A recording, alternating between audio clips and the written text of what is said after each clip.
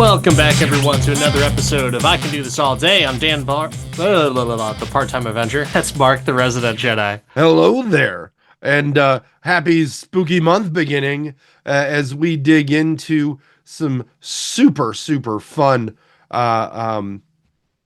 gory horror movies. We're excited today. I'm excited, at least. I don't know how Dan feels about this movie, but I'm excited to talk about the 1987 epic cult classic, Bad Taste. Is it a cult classic? Is it really? I mean, it's got to be. I've seen the poster so many places and so many times. Bad Taste, Peter Jackson's first movie, 1987. Yes, that Peter Jackson, Lord of the Rings Peter Jackson. This movie had scores of 67% critics on Rotten Tomatoes, 77% audience score, IMDb 6.6 out of 10, and 88% of Google users liked it. I'm gonna call bullshit on all of those scores because I don't know how those scores are that high. I'm not saying I didn't like the movie. I just know what I saw. Mark, give us your origin with Peter Jackson and why we're watching this movie. So the why we're watching this movie has absolutely nothing to do with Peter Jackson and 100% to do with an angry fan who said that we don't do enough underground cult movies, that our picks for our throwback retro rewinds were not good enough and not highfalutin enough from a cinematic history perspective, and that we should do something like Bad Taste. So thanks, listeners. You finally give us what we want in some feedback, and this is what we get. But honestly, I did not have a problem with this movie. As a podcast that really enjoys campy ridiculousnly, to throw a certain level of Aussie New Zealand campy ridiculousness into this really warms the heart. This is a true low budget underground trauma-ish 1980s, look, I have a camera, let's see what we can do with it kind of thing, without the fancy dialogue of Kevin Smith or the wit of Quentin Tarantino. It's just some dudes that thought brains would be funny to show and that aliens would be really interesting looking, made out of paper mache and latex. It was 0% dialogue in this movie. I don't know if there was conversations that were had in this movie at all. I mean, they had radios and they said,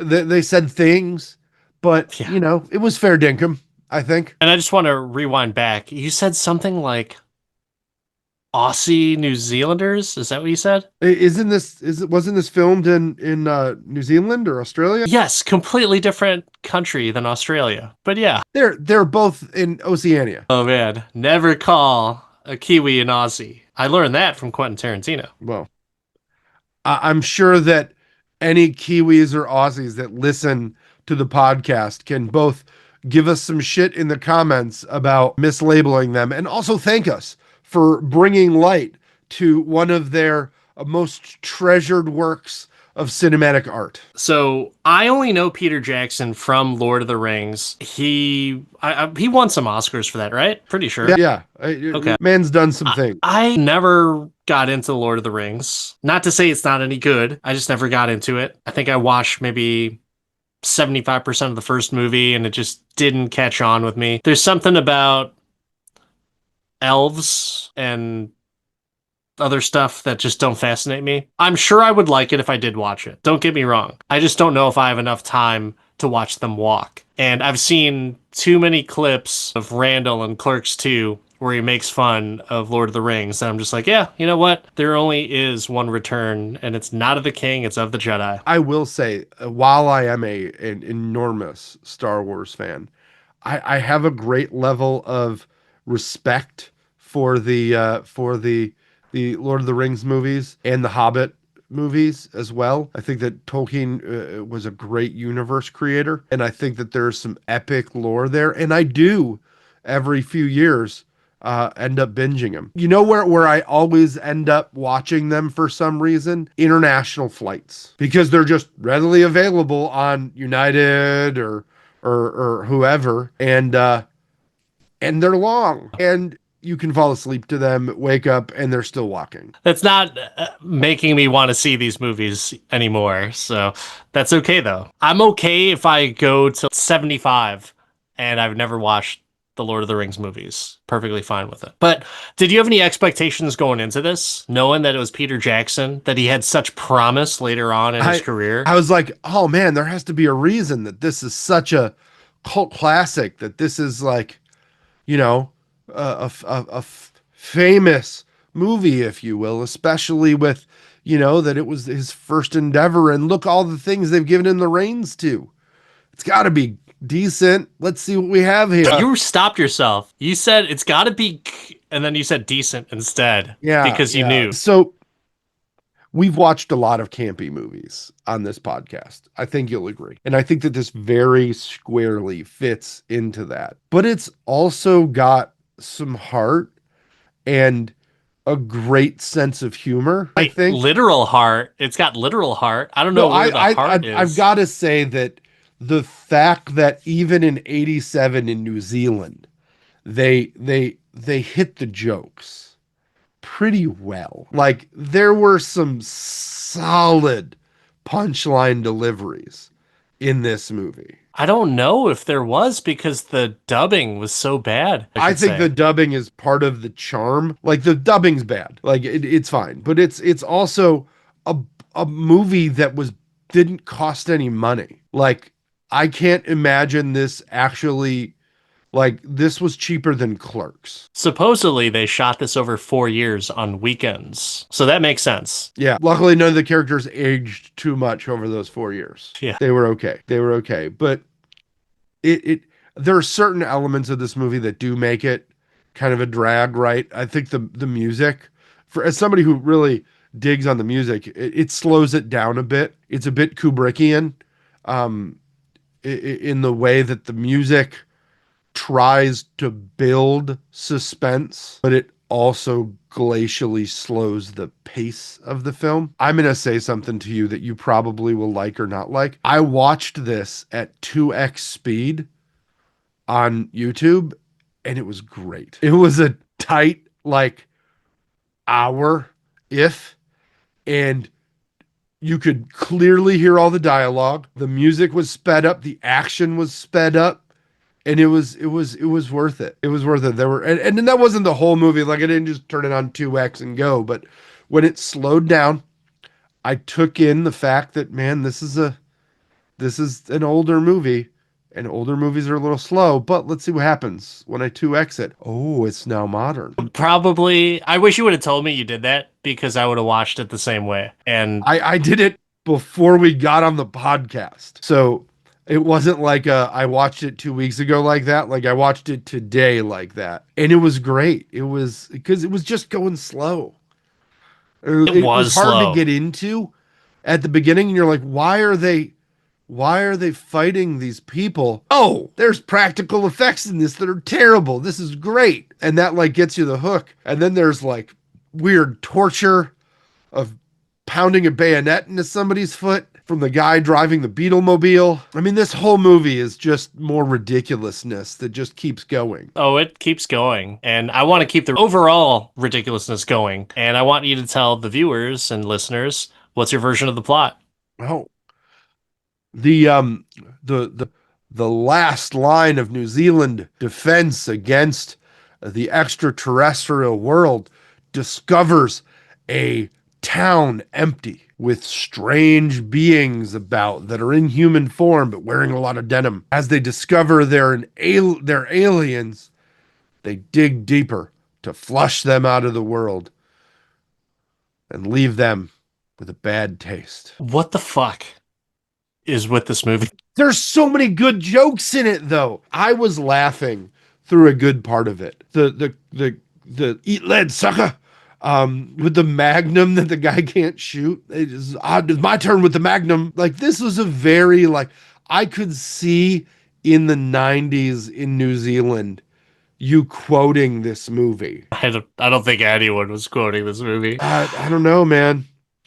I don't know, but it just was the some of the stuff they did I thought was just great. The whole cliff falling thing where they're fighting on the cliff and they're just, the reloading and the guys fighting each other with the hammers and like the blanketed gore that was the least scary gore I've ever seen in a movie. It was good though. It was good, but it was like borderline Julia Child on SNL hilarious, right? And then you get, it's just such a New Zealand Aussie approach to things. Like it's just like it sucks, and it was just so good. I thought, and there were jokes that they just stacked in there. My favorite joke that I know you saw was the synchronize your watches joke. The one guy's got the serious military watch, the other guy has no watch, and the other guy has the wedding of Princess Diana and Prince Charles watch. And I'm just like, I laughed out loud, but really, it's like really hard. they could have just left it at the first layer, but then they went another layer deep. I It like was that type of smart, humor. I like smart. that type. If it was consistent across the board, then I would have loved it. But I didn't get that. Like there was too many lulls of that type of humor. Like that's slapstick shit. And for slapstick, we all know that we need to have it one after another, repeat, repeat, repeat. Watching over and it over and on over. 2X, my friend, gets you that. True.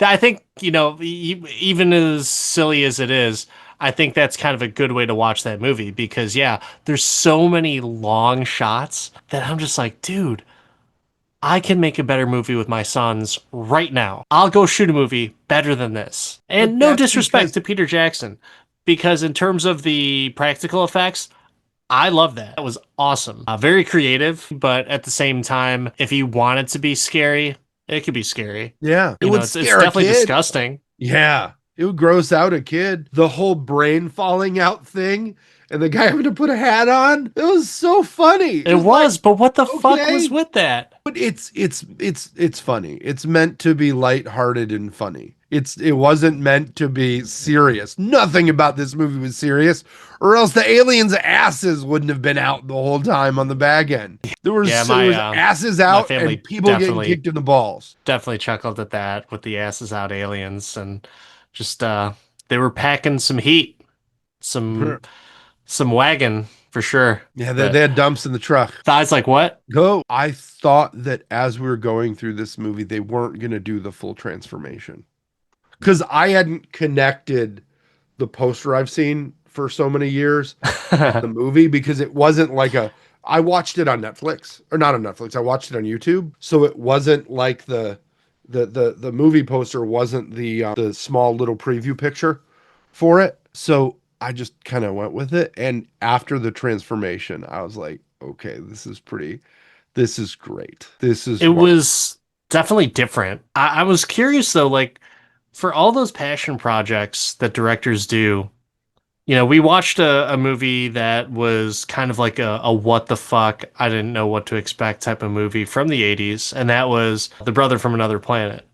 One would say that film similar in vein to where it's not really super complete. I don't know how this movie was made, but at the same time, it's ridiculous. I will say, I think I enjoyed The Brother from Another Planet way better than this. But I did like the 80s action, 80s gore type of plays off of everything. So I think this reminded me of like early John Carpenter, like Halloween, like the first Halloween. The music was better in Halloween. The music did it a lot, but it just like the filmmaking just kind of got me there. And if you look at, John Carpenter, he'd done a lot more shorts than Peter Jackson had done at this point. So this is like a film school movie, almost. which I think that's what it was, right? Isn't that what Peter Jackson's first movie? Something I don't know the full etymology of the film, but if you look at it from that perspective, it's kind of like that. And I would say, and you may hate me for this, I think this movie is I don't know. I liked it somehow, some way on 2X. The jokes hit for me. Thoroughly throughout the movie, the jokes hit. Just the small running gag about the brain falling out and them having the additional like armaments. The fact that they had the rocket launcher in the back of the car and like, no, not yet. Not it's not that we're not there yet, right? And the guy goes back and just picks it up like, I'm not missing this opportunity to fucking use a rocket launcher. I think that it was just funny to me at least. So you compared this to John Carpenter's Halloween? I wanted to compare to The Thing, but I knew you'd get really. I mean, you compare that movie to either of those two, and you're showing a piece of shit compared to a serviceable movie, meaning the serviceable movie's John Carpenter. I don't think this is a serviceable movie. I think this is a bunch of guys having fun with a video camera, and that's fine. It's not a good movie. I think this gets there for me on the just really even that Roddy Piper movie. This gets in that level with me. Was that They Live? Yeah. It's very similar in that vein. And like I said, it's not as good as the Carpenter movies, but it's in that time frame that we need to measure this. This movie was made in 87 in New Zealand, which really is like 81 in the US, right?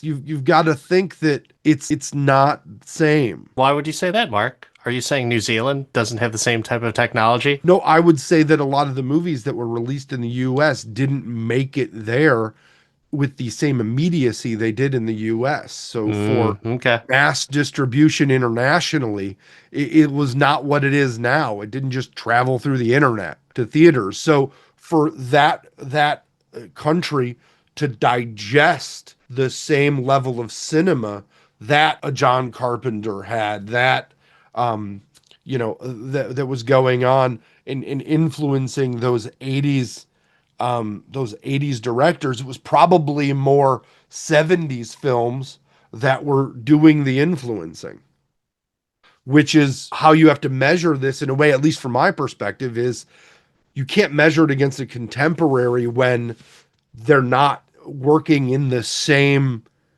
anything. This is like we're going into the desert in California and shooting a horror movie, right? This is like Night of the Living Dead, the first one, kind of stuff. Again, not on the same par, because that was after seeing all these other great representations of a similar thing, but it was more of a guerrilla filmmaking, if you will. And I think the fact that this was made over 4 years, the continuity they kept with it was actually pretty decent, I thought. Yeah, and I it thought was. it's still like, if you really measure it for what it is and not say, oh, does it measure up to Halloween and The Thing and all that?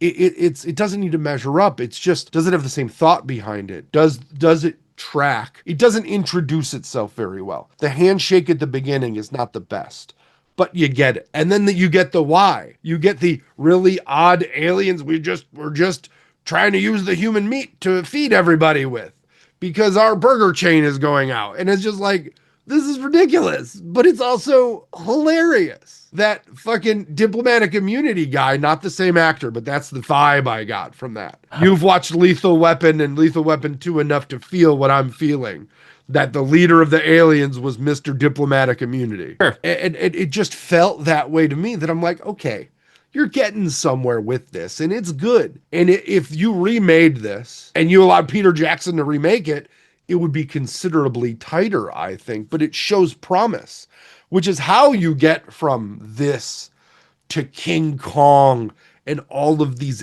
epic films. The guy, I think, did an okay job. And the practical effects work in this is pretty high grade. You definitely get a reaction from it for sure, because it's sickening. There's parts of it that are It sickening, is. like when he steps on his own brain and then he just slaps it back into his head. I even Pretty think gross. the alien mold was so inventive. I thought it was both hilarious and a little gruesome, but more on the hilarious end, which is what you kind of Like the movie doesn't try and be serious. They have a rocket launcher, and the guy takes a rocket and puts it in the back of his fucking Yeah. belt loop, right? Like this is not trying to be a serious movie, but it's good for what it is. Well, for what it is, that's the thing that's kind of confusing, right? Because I don't necessarily need to have a movie that is within certain parameters, but it helps. And not knowing what the parameters were for this movie, I was kind of confused as to like, okay, should I be liking how shitty this is? Or is that part of the charm? Some of it is. Some of it's like, oh man, this is a really long shot. This guy looks really weird. Like, none of these guys are good actors. It's just some of it's funny, some of it's not. So that's where I was kind of struggling with trying to find the flow of the movie. Not that I wasn't having a good time. It's just it's hard to have a good time unless you know you're there for the laughs the entire way. Mm. Or you know that you're there for scares the entire way or something like that, or a perfect blend. I didn't know what was happening in this movie at all, so everything was just like such a hard left turn on everything. So that's where I kind of struggled trying to watch this. I just thought there were so many good jokes in it. Like even when they get into the house and they're slipping and sliding over all the entrails, and the guy decides to mop. Yeah. And then they kill the guy. And he's like, I it's just funny. mopped there. I just Yeah, cleaned it. don't get me wrong. It's funny. I just, there's a difference between what the fuck and laughing compared to what the fuck, what am I watching? Do you have you seen it like seen and absorbed Evil Dead 1? Not the first one in its entirety. Okay. I think that to my point about Peter Jackson getting another spin through this and it being tighter, Evil Dead 1 and Evil Dead 2 are essentially the same movie. Evil Dead 1, not as funny, tight, good effects, all of that. This reminds me of Evil Dead 1 as well. And I appreciate the campy homebrew movies a lot, as I'm sure you've noticed over the years that we've done this podcast. That's just it. I have a soft spot for the ridiculousness and the creativity,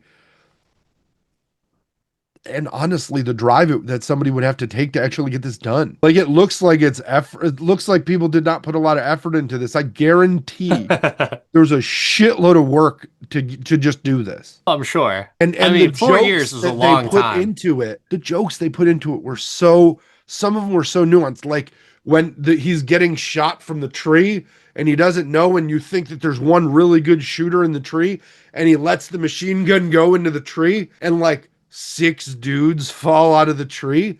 Like that's a Hot Shots joke. But it wasn't executed the right way. That's where I feel like if you're trying to be a slapstick type movie or have slapstick type elements, you have to do that properly. And that was done sloppy. That was basically just like a string just ongoing. Like you're pulling it out of your sweater. Like, yes, it's comical that the string is this long, but then it just keeps on going.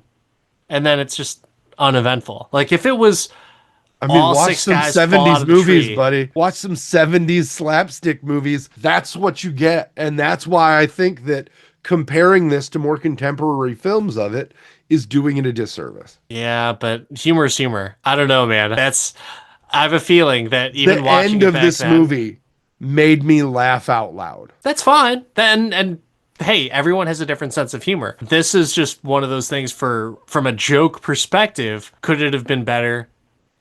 Almost every single time that they have a joke, yeah, it could have been better. Besides the watch one, I really liked. But like if I have the main character shooting up in a tree, you should see like 12 guys just like either the tree explodes or 12 guys just like fall off it at the same time. Not trickle, trickle, trickle, 3 more other people come on down. Like, I thought that the subtlety was great. It's like, it's a 1, it's 2, it's oh my goodness, it keeps Yeah. coming. I enjoyed I that. mean, I liked that joke. I could also see why liked it the would be, but- chainsaw. The fact that the torture guy went to the back of his Beatles van and pulled a chainsaw out. I still don't understand what was with him. He just went insane. Is that what it was? His brain, he had a traumatic brain injury, yeah. I wish. But he was reborn in the end, Yeah, which was that was one funny. of the best jokes in the whole. I mean, and if that scene didn't influence Ace Ventura 2,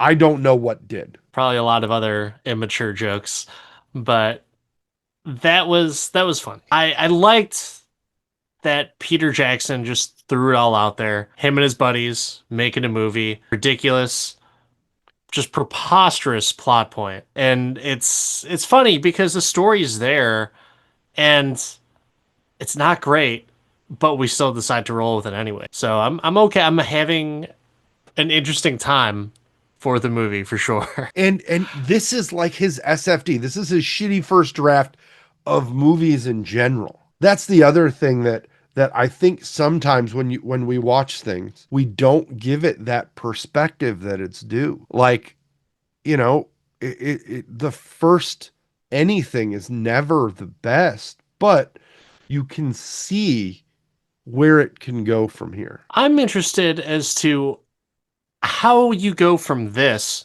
to Lord of the Rings. Like, I understand, like, there's other directors that have, like, a very quirky, odd sense of humor, but I find it very difficult. Like, how does that career path and trajectory land the way that it did for Peter Jackson? Well, he did The Frighteners, or was he just a producer on The Frighteners? No, he directed it. With Michael Jackson? I With mean, Michael J. Fox? Michael Jackson. That was Michael a different Jackson kind Fox? of Frighteners, buddy. With Michael J. Fox. That was a good movie. I like that. Yeah, and I think that gets him like kind of there. That was his movie before Lord of the Rings that he directed, I believe. Oh my gosh, really? So that was like a long time in between because the Frighteners were like mid 90s. 96. Yeah, and then 2001 is when Lord of the Rings was released. But you got to think that Lord of the Rings took a shitload of time to make. Sure. And I don't know. if you're going to shoot in New Zealand, having a New Zealander probably helped. Yeah. But those movies were really good. I thought the Lord of the Rings movies were exceptional. I'm sure they're good. And I won't fight the internet because I'm sure there's validity to it. Everyone loves different movies, and that's just one of them that I just never got into, but I also didn't give it a fair shot either. So maybe one day down the road. But for this movie, did anything Martha you? It's a slow movie. It's a slow movie, but it's also an early director's homebrewed movie with, you know, like off the shelf synth music, like zero budget. Movies at that time were slow. So nothing really, like nothing was, I was just like, I can't, this is stupid. I thought it just got funnier as it went along. And I think that worked for me. The assault on the random chateau was great for me. And the fact that they used like the same guns they used in Star Wars, but as the military guns, like I was like, ah, that's great. It was okay. The beginning started slow for me, and that kept me a little disengaged, which made me find one of my favorite things about this movie is you could watch it at 2x and still enjoy it. For me, the slowness just Martha the fuck out of me. There were so many times throughout the movie. It's like, why is this shot so long? Why are we panning back to the stupid look on the guy's face? The one that was dressed up like Harry Potter. The one that had definitely inspo for Harry Potter because he was wearing a Gryffindor scarf, Harry Potter glasses. I mean, you've got to say that I mean, it was original. That it was. But that's what Martha me. That pacing was just awful. It was the longest hour and a half of my entire life. I've never thought that listening to books on tape would serve me well in the movie realm, but sometimes when you put a book on tape on 1.5, it just gets better. And I was just watching this on my phone on YouTube, and I'm like, what happens if I just press here for a moment? Oh, Well, when it comes to What movie is this? Bad Taste. Mark, can you do this all day? Oh man. Am I going to watch this a lot? No. Is it going to be one of those movies that I recommend as kind of a gag and talk about a lot and maybe watch scenes of it as like a funny thing and use it as a not too scary Halloween movie for public viewing? Yeah, no, this is in the repertoire. This is a yes for me. I for the first half of the movie, I was like, I can't believe that we're watching this. But as it ended, as we got the practical, as we got the ridiculously iconic um aliens, no, I liked it. I'm happy I watched this, so I can do this all day. I want to ask you a very same question he asks, thinking he knows the answer. When it comes to this modern or not modern, much not modern horror cult classic, Bad Taste. Dan, all day? No days. I cannot do this any day. This movie just, it did not click with me. It was slow. The production was, I won't even hold that as a negative. It just is what it is. And for a first movie, I'm not even going to say it was bad for a first movie. The practical effects were sweet. I like the creativity of, an alien eating someone's brains, stabbing people in the foot, torturing them, getting alien blood all over you. Like, that stuff is very cool, and it took a lot of their budget, I'm assuming, to do a lot of that practical effects, along with a lot of the action. The action sucked too, but it was better than a lot of movies that were in the mid 80s, so I'll be okay with that. But no, man, this movie sucked balls. It was so not fun for me. It was funny, but it wasn't fun. At no point was I was like, oh man, I'm having a good time watching this. I was chuckling, and then I was like, what the fuck, the rest of the time. And then I was like, so many times, how did he do Lord of the Rings? Multiple times throughout the viewing of this movie, I was like, Peter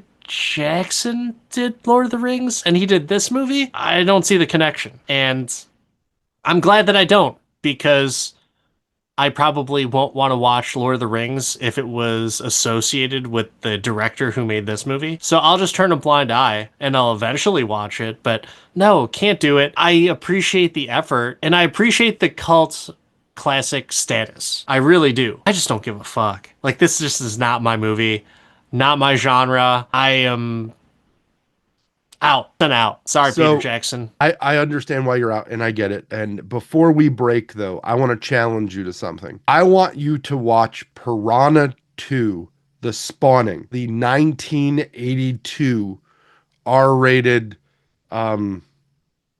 splatter horror movie, and tell me how the director of that directed Avatar. I'm sure it was a lot better than this movie. So I will watch it. I don't Maybe know. we'll watch it for the podcast. I don't Maybe. You never know. That might be another, it's scary. It could be maybe before the end of this month. It might come out, folks. You never know. The world may never know. That wraps up another episode of the I Can Do This All Day podcast. I'm Dan, the Part-Time Avenger. That's Mark, the Resident Jedi. Don't forget to let us know. Obviously, if you recommend a movie, we're gonna watch it no matter how bad it is. I can always watch it at double speed. So hit us up in the comments here.